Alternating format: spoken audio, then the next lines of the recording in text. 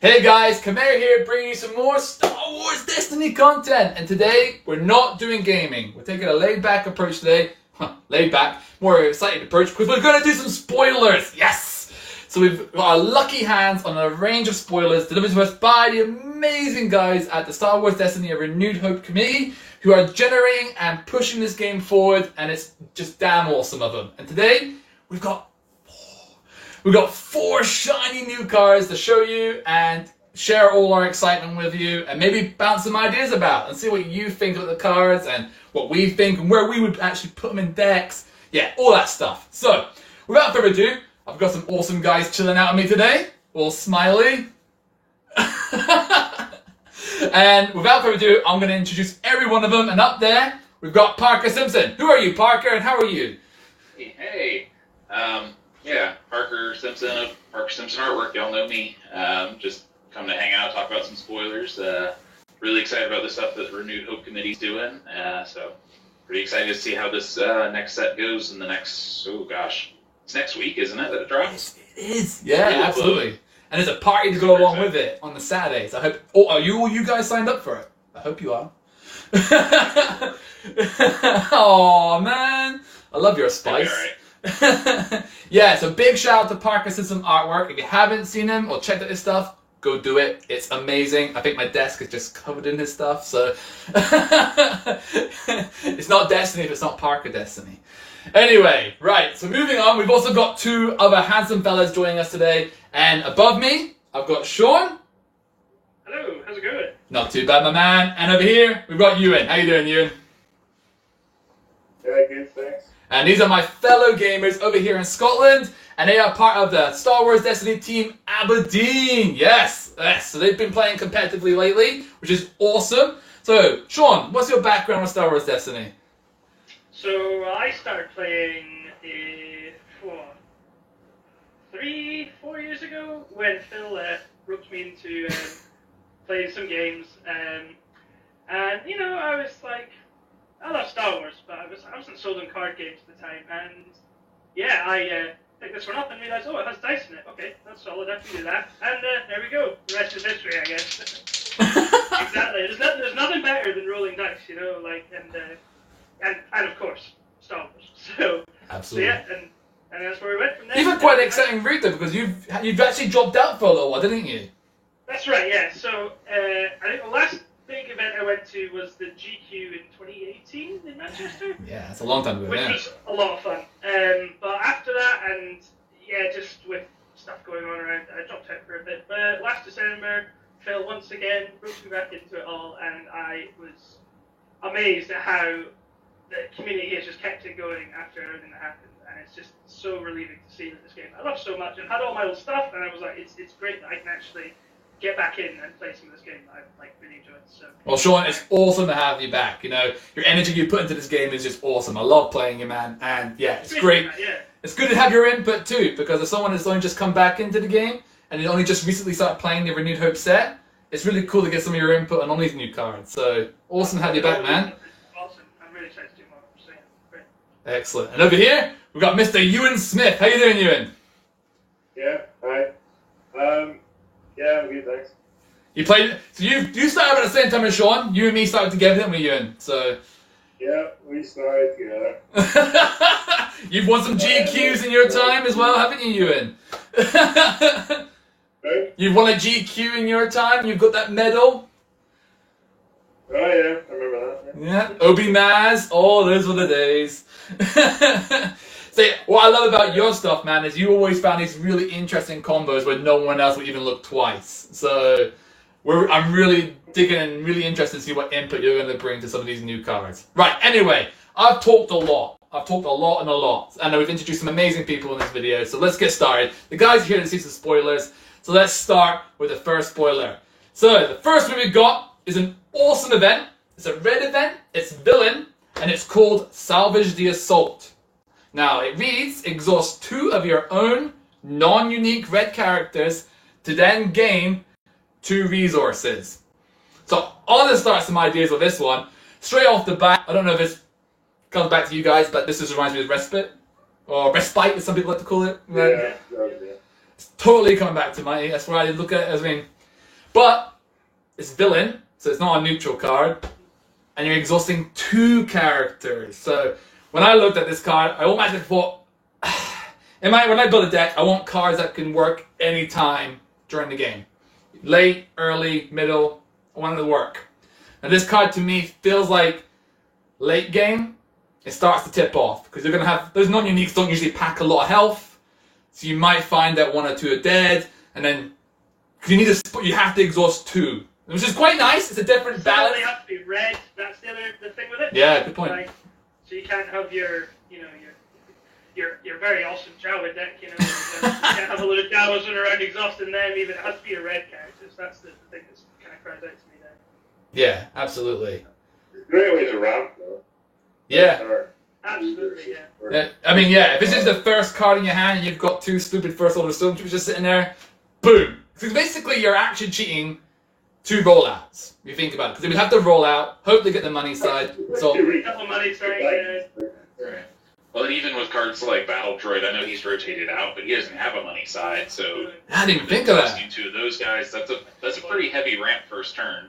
Very much One like that you're hard mulliganing for at the beginning. Grudge work? Grudge work? I can't remember. It's Drudge work, I think, something like that. You exhaust the non-unique to do the exact same thing. It's a bit speedy as well. Yeah, yeah. I mean, if you think about it, what's that new card that's just got spoiled? The AT-AT by the Dice Commander guys. I mean, Blizzard 1. I mean, you walk this out, turn 1? You're starting on 4 money. And you might even have another character still roll out to make some more money off. You're ramping pretty fast at it. Yeah. I think the only drawback on it is also it's villain only. So heroes are kind of looking at it going, we've got these spare Hoth troopers that do nothing. Yeah, at least with it, the whole red has to be a red character, like you said, Sean. It has to. I think the red villains are 7 points and above. So there's no cheap feat to pull this off. You're losing a stronger character. Yeah, so you are losing damage output. But like you said, the 2 money ramp turn 1. So would you guys put this in your deck? You can protect. Was that you saying, Ewan? I think that you can kind of use the card later in the game if you take the cloning facilities. You can create more troopers. That's and that means that there's genius. more bodies to exhaust. Oh, that's genius. Oh, yeah, I didn't even think of that. So you could make some of your own stormtroopers that would replace the ones that are dead to still activate this card. Yeah, I approve of that. It could be useful for that whole game. And I mean, Kamino's not like a bad card. It's an absolutely amazing card. So, like, if you're packing it, I mean, yeah, maybe this could go hand in hand. I mean, would you guys choose this over that other red card that lets you resolve a dice plus 1 value? It has to be a red die.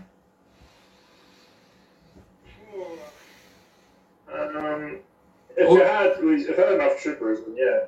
Yeah? I think it depends what kind of deck you're building. If you're building a deck purely around having lots of bodies and having lots of non-unique red characters, I think I can see the use of this over that one, because if you're doing things like lots of troopers, you've got a lot of flanks flying around there, and I feel like that could be an issue with the other card. That's true. Yeah, stormtroopers commonly I feel like miss. the other cards might have more use everywhere in the deck rather than for the very specific kind of area that this one would cover. But I still think it has its place. I think it works. I like it. I mean, I think the big red deck we had going was Krennic, Watt, and the Death Trooper. So that's, you'd have to replace Watt with a non-unique in that deck, or maybe even Krennic. So you're kind of losing. What's that? Or make one with your clothing facility. Yeah. Oh, yeah, exactly. I mean, that deck obviously builds around cloning facility. Parker, would you put this in any decks? It's definitely a specialized sort of thing. I could see it in Infinite with, like I was saying, with like a Grievous Battle Droid thing. But it's very specialized for what it's doing. Yeah. I mean, I like it. I think you're basically going to start with 4 money if you pull it off. The only problem with it is a bit late game. But then, as Ewan says, Kamino Felicity kind of fixes that. So, I think it's definitely a very specialized card to a specialized deck. So if you've got, like, obviously you need your 2 non-uniques, but, like, you would want them to be useless in a way to be building towards something quite big, like a support deck or something, I guess. But yeah, ultimately, I'm interested to see how this one plays out. I think it's got that like, I'm looking at it like, oh, if I played this, what will I feel like? But I'm trying to measure myself playing against it, and then seeing my opponent just get 4 money turn 1. I'm like, oh, right. The only other issue with it is obviously something like disrupts your money away. You wasted your 2 characters and you just get that disrupt on the go. So, but another way to look at it is it's one of the best ways to get the Blizzard. Because you can't make the Blizzard cheaper. You have to use resources. exactly. So you need to create and make resources. Awesome. That's a very good point. All right. I think we'll move on to the next card, okay? Now, there's a lovely picture here of Hoth. I think there's a common theme. We've mentioned Blizzard 1, the 8080. Well, next up, we've got the Snow Trooper. All right, he's a non-unique character. Yes, I love my non-uniques. So, we just spoke about having to exhaust 2 non-uniques. We just got a new one, and he's red. So, Snow Trooper is a villain, 8 health character, 7 points. Big difference to notice there, 7 points for 8 health. Yeah, that's good. Yeah. And his dice is very reminiscent of the First Order Stormtrooper. 1 gun, 2 for 1, a +2 though, a 1 resource, and 2 blanks. So basically this guy goes, I'm going to lose a gun, gain a health. So what do you guys think of the Snow Trooper? Yeah, I think it's I think there's the big thing for me is definitely the 8 health for 7 points. That's really good to play. Well, we haven't actually said his ability though. He's even got an ability. So 7 points. So while you're fighting on Hoth, this character gains +1 health. Now, as Sean mentioned earlier on before this video, there's only 1 Hoth battlefield in play right now, that's Echo Base, and it's an infinite card right now. So I'm leading to assume we're going to get a Hoth themed battlefield, but then at least then you've got choices coming into the game, which is really cool and infinite. So a couple of choices there. So I mean, that guy, if you're playing on Hoth, if you're playing on Hoth, you're getting 9 health. That seems really above the curve. If you can guarantee that you're getting your battlefield, like with huge dice characters or whatever, I mean, 9 health for 7 points, like, I wouldn't even worry about his dice at that point. Like, he'd be going in there. You can take 2 best defenses and still kick you in the face. You know, like, right. Quite happily. Yeah, that's a good point. How about you, Ewan? Any ideas of this guy? Yeah, I like him, especially if you're going to be doing like support type deck. Use shortcut to turn the battlefield. Yeah, that's a good one. Yeah. You're probably going to lose the roll off, then you can take your battlefield back. Change your battlefield over here. Shortcut's not a good, not a common card to see played quite a lot too, and that with knowing that you're going to get a health for 1 resource out of it, that's pretty smart. Yeah, I like that. I like that a lot. I mean, to me, he's ace. I don't think losing that solid base 2 gun is a big issue to me. Like, most of the time you have to turn him to that 2 gun anyway, and you turn into a +2. Trooper is also a really good, like, obviously he's got Trooper, a lot of stuff changes Trooper in the current meta as well, so it's not like it's impossible to get a reroll or change the dice out there, so there's lots of things flying around, especially for villains that have got... Yeah, it turns on your measure for measure, so you get another 0 cost card for your deck. Removals in that essence, but you also get Riot Shield. This guy gains another 3 health if you give him a Riot Shield. Yeah. I mean, that's a lot of health for a 7-point character. yeah, it's not bad. That's not bad at all. Yeah, I mean, I think, does he replace First Order Stormtrooper though?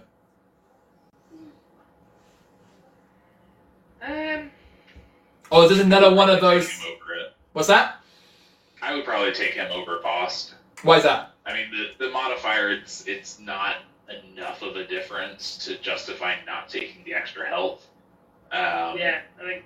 Especially if you're playing a deck that has multiple of these guys, like the extra health definitely adds up. And you're getting an ability as well, which is also helpful in that cost that you'd be paying for the other one. Yeah, so and especially if whatever the Hoth battlefield is, if it's anything like Salt Flats or anything like that, where everyone military is playing camp. Oh, that'd be cool. Right, yeah. No, military. Because like if you can kind of foresee an opponent is probably going to use the Hoth battlefield, it's not a bad idea to have them, because like even if they get there, you might still get that extra bonus. I mean, everybody and their grandma plays Salt Flats, so. If the battlefield is anything like that, I would probably take him over Fost. Again, I have to agree with Parker on that. That's a really good point. Yeah. I'm with you guys. I think a health, potentially another health, for like losing a solid base to a +2. The guy still got 50-50 damage sides. Needs 7 points. Can't say no to that.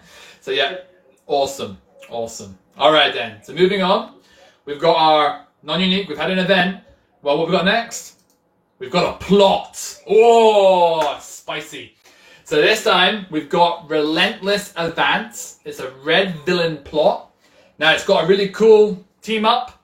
It's got each trooper and General Veers. So, General Veers and each trooper, they reduce the cost of this plot by 1, which is pretty cool. So it's a 4-cost plot, so bear that in mind. Now, what it reads is at the end of the round, when you take control of the battlefield, place 1 damage on this plot. Or, sorry, at the end of the round, or when you take control of the battlefield, place 1 damage on this plot. Action, remove any amount of damage on this plot to deal that much indirect to an opponent. How do you think, guys? Cool? It's pretty cool, yeah. Parker, you were quite excited by this one. Yeah, so, I mean, anytime I see the team up part of a plot, it gets me excited to, like, think about the different places that it can get stuck in. So I think that for a 4-cost plot, like, that's pretty pricey. But a lot of villain decks do have that extra wiggle room. So if you're playing troopers to begin with, this isn't going to hurt. You don't really have to actively do anything for it, because each turn you're guaranteed that it's going to keep getting at least 1. Mm-hmm. So it's. I mean, I'd say it's worth it if you're going to play a deck that it fits into. Yeah. It's one of those, like, it kind of like a time bomb that speeds the game up. Like you're conscious to know that this is building up. Would you action it early, or would you keep the pressure like in each turn, or would you just wait until your build-up point to finish off the opponent? Like, I mean, I would just keep it until I'm like, I'm gonna lose now. I should probably do that. Take 4 indirect. Yeah, and it seems almost like a better version of what was the hero one that you could keep putting stuff on it, and then eventually you could boost one of your dice. Long-term plan. Long-term plan. Is that what I'm getting at? Yes, long-term plan. I love that mill. It seems almost like a better version of this, because you don't actively have to be doing stuff to make it better. It feels like a whole build-up of Aphra, like how Aphra would do pings slowly each turn. I was going to say, this is giving me a lot of like the same thing that Aphra would do. That's exactly what popped in my head. It's also quite reminiscent of that Palp shit that would roll a special and do 4 indirect, but then blow up. But this, like, you're not having to rely on the dice or sacrifice the shit. It's just there, ticking away, which is quite nice. I like that. Yeah, so we just got the Admiral Akbar spoiler a couple days ago. Do y'all remember who posted those? I don't remember exactly. I got so excited by the card. I think it was Destiny Juniors. Star Wars Destiny Junior. Oh, gotcha. Juniors, yeah. So, but yeah, shout out to those guys. Yeah, but, absolutely. I like the idea that they're getting more characters and options like these plots that slowly get more powerful the longer the game goes on. So it's kind of building up to a one huge blowout turn, because I mean Akbar, he's getting extra X-Wings every single turn, and with this you're getting additional damage every turn. So I like the idea that the late game with some of these cards is going to be a lot more stressful. Yeah. Which I think will make it a lot more exciting when it comes down to the end of the game. It's funny you say Akbar. Ewan's been making some spicy Akbar tech, and I totally agree with you. I was sweating by the end of that game.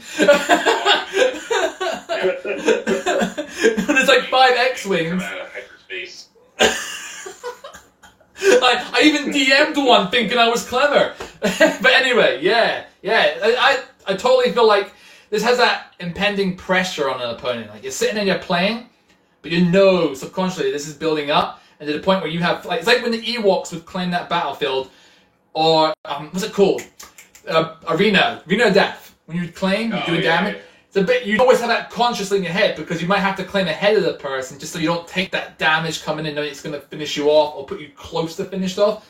You can't stop this. This is there. And you've got to play your game even smarter then. Don't know it. You've got to try and keep your characters 4 health and above. Like in my head, it's 4 indirect because I think Destiny in my head goes about 4 or 5 rounds nowadays, maybe even longer in some games. But if I'm playing Bandolier, or Ewan is, it's a 4 or 5, 6 game. But yeah, no, I really like it, and especially when it gets to the late game. There's usually only 1 character left. That 4 indirect ain't 4 indirect. It's full gun. You know, it's 4 right into the face. So it's nice villain tech. How about you, Ewan? Do you like it? Any decks you think you squeeze that into? Any ideas? Yeah, I've got a few ideas. We gotta wait. Do we have to wait? All right. So obviously we're gonna move on to our last card. We've been so privileged and lucky to get 4, and we have a team up. We've had our trooper, and it does say General Veers. So I guess we gotta show the world the amazing man that is General Veers. Yes. Oh, I love this guy, and that picture. It's like Darth Vader, like, yo, blow that bass up. I love it. Totally love it. Right. So General Veers is a 14-17 character, villain red with 10 health. Now, I'm sorry, I'm going to stop here. I'm already shaking. 14-17 with 10 health. That doesn't work.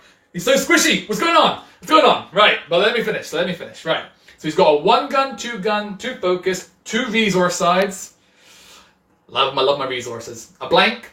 And then he's got an ability. After setup, you may spend 2 resources to set aside a snow trooper to your team. So you're basically losing your money at the start of the round to put a 7 health character into your team.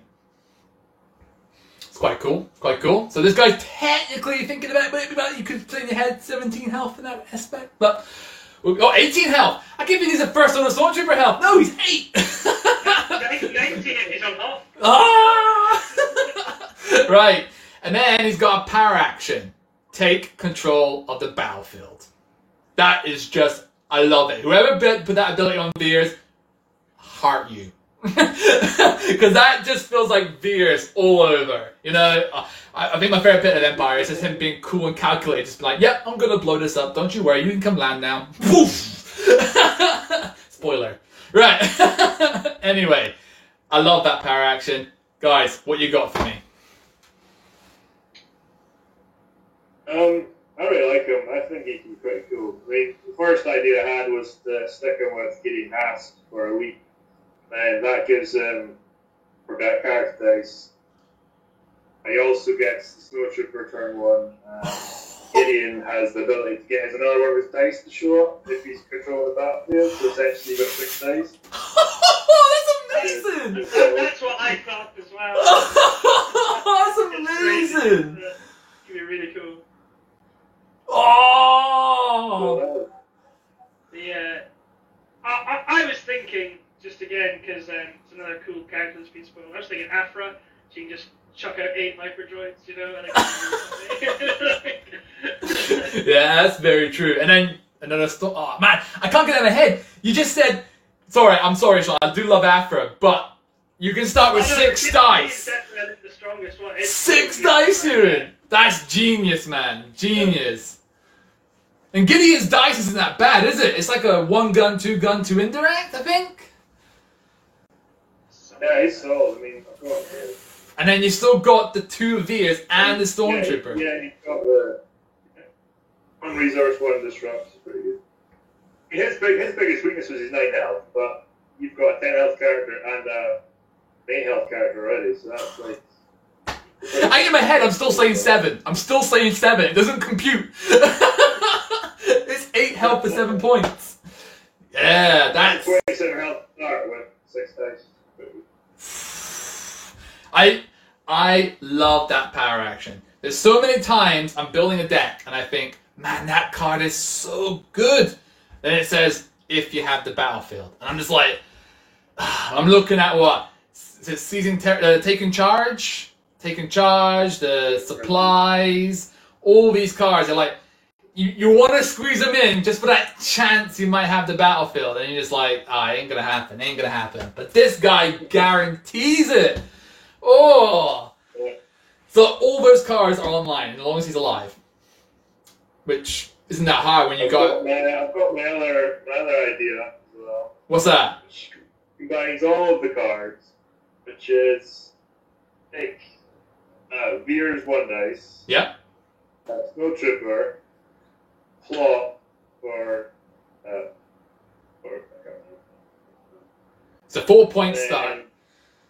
Atlas Advance, that's it. And then a Nar Shaddaa Thief for the last 7 points, which gives you yellow access, and also means you're starting the game with no money, and then Nar Shaddaa Thief can then try and steal money straight away. Plus, you also get access to Survival Instinct. You keep giving the battlefield back to them, and then take it back home. Yeah. That's brilliant. I didn't even think of this thief. I buy a stormtrooper. Now give me my money back. That's so cool. Oh man, I just think he's so there's so much you can build around with him. I love it. How about you, Parker? I mean, what have you got boiling in your mind there? You're not sold on him, are you? I mean, I was a little underwhelmed with him at first. I'm just looking at his card. I mean, I guess if you take it with the fact that the Snow Trooper is 7 points, so technically, Elite, he's only 10 points. Yeah. And then you lose your money. I mean, I would take him for 10 points Elite, no problem. That would be a little bit more fair for his 10 health, and yeah, I mean, the power action's a little overcurved for that size, but I really don't like starting with no money. Yeah. I tried the Allies of Necessity plot multiple times, but I couldn't catch up from the lack of money at the beginning of the game. And Ewan's over here getting all that spice going with the Nar Shaddaa Thief. That's crazy. My first thought was, maybe you can put him with Pyre and you get an indirect every turn. Ooh. Well, that's quite cool too. Yeah, I mean, I didn't even think of that. That's quite cool. I mean, but you gotta either do one of them as 1 dice or do a -1 plot. But who knows? The only -1 plot that would kind of work for them is the one you were talking about, which kind of defeats the point of taking Veers in the first place, so you're not going to have any money to buy a trooper, which is... So, in essence, what's the verdict? Would you buy the Stormtrooper if you take Veers? I think so. I think that's a big part of what you're paying in his cost. Yeah. I don't think you take Veers and not take the money. Yeah. So you think so basically in your mind, we play Veers, we're starting with no money. Right. Yeah, I think so. I mean, if you get that card, you can get 2 resources straight away. I was going to say, that makes more use out of that. If you're in, turn 1, you can draw that card and you've got... But it's non-unique, so your Gideon Hastes couldn't use it. So it'd have to be... No, but if you had... when you make your trooper, if you have another non-unique character on your team already who's also red, so another... So the Nar Shaddaa Thief got deck. Would you have a Ewan? You had Veers, Nar Shaddaa, and what? If you get 1 dice Veers, a Snow Trooper, Nar Shaddaa Thief, and a plot, and then you get a second Snow Trooper from the start of the game. Which give you a 4-wide deck.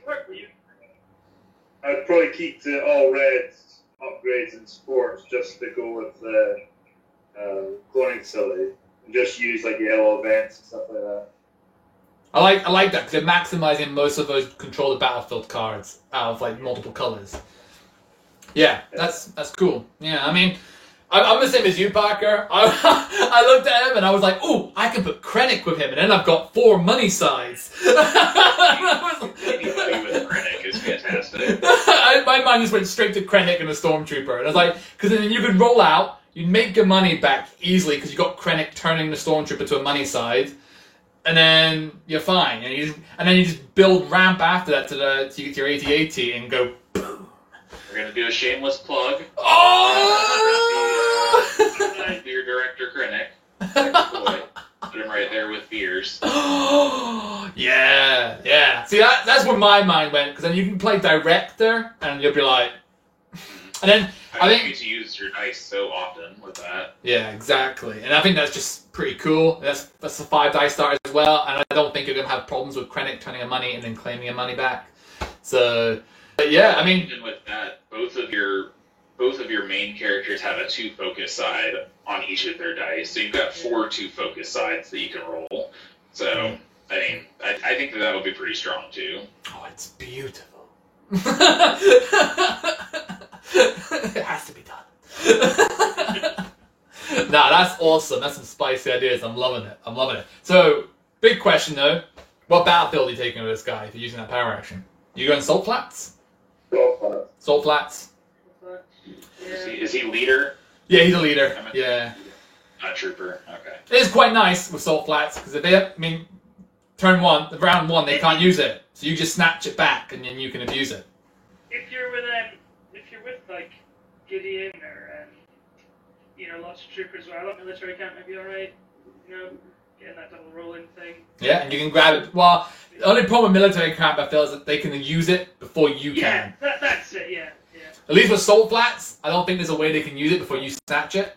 Yeah. So they would have to roll out, then you power action, or they would play it up by you power action, and you've just got soft mitigation constantly online then with Veers, which is quite nice. I mean, I think that power action is up there. I like that. I mean, just knowing that you've got so much online from it is just crazy. There is that fear though. He's 10 health, so we have to look at some negatives.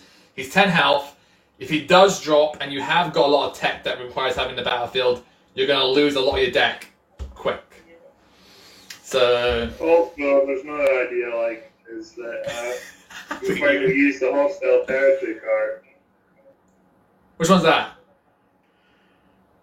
Oh, is it the one that does 2 indirects? And as part of the upkeep phase, deal 2 indirect damage to each player that does not control the battlefield. Oh yeah.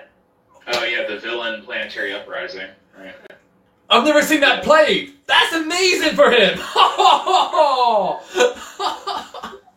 So you'd have the plot and you'd have 2 indirect every turn. Yep. That's pretty good. That's spicy. Oh man, these guys have nailed the design of these red villains. I'm absolutely loving Veers. Oh, so it sounds like there's a lot of routes you can take with Veers, and that design space means they've done a perfect job. Do you guys think he'll be up there with the likes of Akbar, some of the top tier stuff? Do you think he can make it? Thanks, so. Yeah.